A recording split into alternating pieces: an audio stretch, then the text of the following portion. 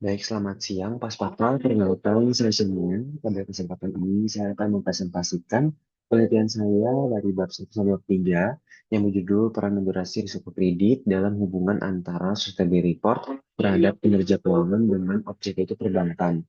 Dan yang terdaftar di Bursa Efek Indonesia periode 3 tahun, yaitu 2023 hingga 2025. Lalu untuk slide kedua, saya dimulai dari breakdown latar belakang yang dimulai dari fenomena ideal, aktual, masalah hingga ke urgensi penelitian. Untuk fenomena ideal, jadi industri perbankan itu kan sektor yang punya peran strategis dalam perekonomian. Pertumbuhan aset juga cukup tinggi. Terus hal ini juga menunjukkan bahwa perbankan menjadi salah satu pilar utama dalam mendukung pertumbuhan ekonomi dan stabilitas sistem keuangan. Selain itu, perbankan juga merupakan industri yang sangat bergantung pada kepercayaan. Jadi karena itu, transparansi dan akuntabilitas menjadi hal yang penting. Salah satunya melalui pengungkapan laporan keberlanjutan. Ya, terus juga terjadi pergeseran konsep yang semakin meluas dari 3P menjadi 5P untuk konsep keberlanjutan, yang menunjukkan bahwa perusahaan itu nggak lagi berorientasi kepada profit, tapi juga aspek keberlanjutan yang lebih luas. Terus untuk fenomena aktual. Yang kejadian sebenarnya pada kenyataannya terdapat ketidaksesuaian antara fenomena ideal dengan kondisi aktual yang terjadi. Terus secara umum banyak bank yang udah menerbitin laporan keberlanjutan, tapi tingkat kepatuhan dan kualitas pengungkapannya masih belum optimal secara keseluruhan. Selain itu, hubungan antara kredit dan profitabilitas tidak selalu sejalan, yang menunjukkan bahwa peningkatan aktivitas sebenarnya tuh nggak selalu diikuti dengan peningkatan kinerja keuangan. Terus terdapat juga fenomena kayak greenwashing, kasus-kasus lingkungan juga yang berdampak buruk yang menunjukkan bahwa implementasi keberlanjutan belum sepenuhnya efektif. Di sisi lain, penelitian sebelumnya yang saya cari itu juga menunjukkan bahwa pengaruh stability report terhadap kinerja keuangan masih bersifat tidak langsung dan kompleks. Saat ini masih terbatas juga dalam penggunaan variabel moderasi. Oleh karena itu, penelitian itu tuh cukup penting karena mengangkat risiko kredit sebagai variabel moderasi untuk melihat apakah hubungan tersebut dipengaruhi oleh kondisi risiko yang dihadapi oleh bank. Itu juga penelitian ini juga fokus ke profitabilitasnya dalam bentuk pengukuran NIM untuk melihat pengaruh sudut pandang nasabah karena merupakan aktivitas operasional utama dari bank gitu. Itu juga pastinya memperkaya literatur yang masih sangat terbatas. Terus untuk landasan teori, teori-teori yang saya gunakan ada 5. Jadi penelitian ini yang pertama ada stakeholder teori yang menjelaskan bahwa perusahaan tuh perlu memenuhi kepentingan stakeholder, sehingga pengungkapan laporan keberlanjutan dapat meningkatkan kepercayaan dan berdampak langsung pada kinerja keuangan. Terus juga yang kedua ada legitimasi teori yang menjelaskan bahwa perusahaan itu berupaya untuk memperoleh legitimasi melalui pengungkapan informasi termasuk sustainability report.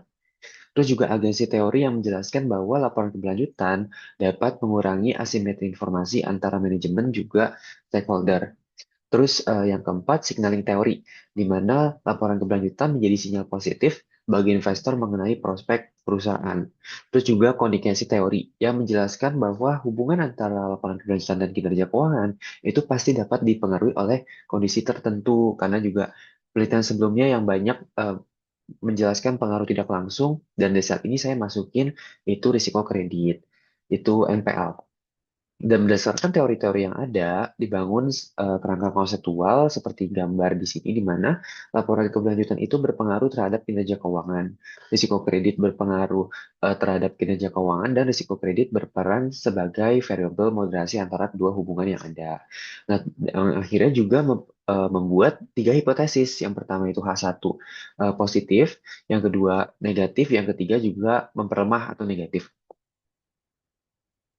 Terus ini untuk metodologi penelitian atau yang bab 3 gitu. Nah, penelitian ini sebenarnya menggunakan kuantitatif dengan data sekunder yang diperoleh dari laporan tahunan dan laporan keberlanjutan yang saya ambil dari Bursa Efek Indonesia webnya. Sedangkan untuk laporan keberlanjutan lebih banyak saya ambil dari website perusahaan secara langsung.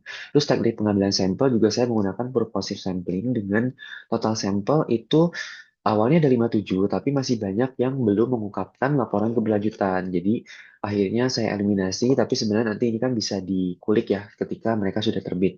Itu sementara jadi tersisa 37, di mana ada 3 tahun pengamatan, jadi 111. Terus variabel di penelitian ini juga saya menggunakan laporan keberlanjutan yang diukur dengan SRDI atau tingkat kepatuhannya, terus kinerja keuangan diukur menggunakan net interest margin untuk mencerminkan pendapatan inti dari aktivitas intermediasi dari perbankan. Jadi dari nasabah itu dari pemberian kredit. Terus risiko kredit diukur dengan NPL sebagai variabel moderasinya.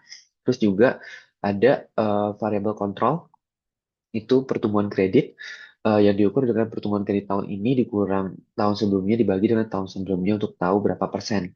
Terus juga ukuran perusahaan itu dengan total aset yang dilenkan gitu. Model analisis yang digunakan juga adalah regresi linear berganta dengan metode moderated regression analysis. Terus pengujian juga dilakukan melalui uji statistik deskriptif, terus uji asumsi klasik, koefisien determinasi, kelayakan model, uji hipotesis, dan uji efek moderasi.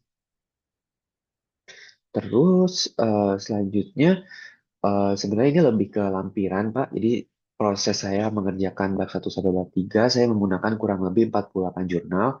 Dan ini ada rekap jurnal yang saya screenshot, tapi memang nggak bisa mewakili semuanya karena keterbatasan slide.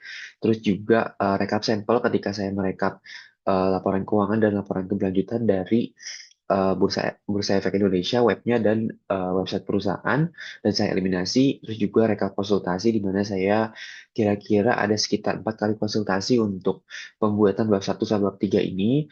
Terus juga saya rekap input Mendeley dan proposal. Dan selanjutnya sudah penutup. Demikian pemaparan penelitian yang dapat saya sampaikan. Penelitian ini saya harapkan dapat memberikan kontribusi dan dapat melanjutkan dan juga bisa memahami bagaimana laporan keberlanjutan mempengaruhi kinerja keuangan perbankan, serta bagaimana risiko kredit berperan dalam memperkuat ataupun memperlemah hubungan tersebut. Sekian pemaparan saya, presentasi saya. Terima kasih. Selamat siang.